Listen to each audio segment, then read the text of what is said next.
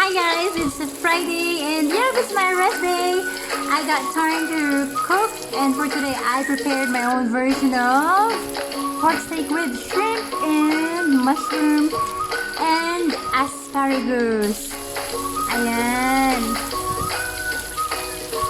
I just love the sound of mushroom when you fry it. Listen to that.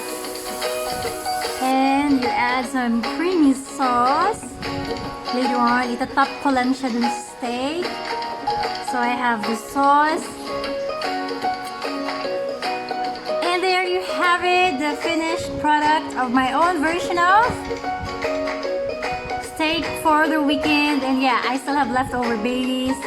Yay! Happy weekend, folks!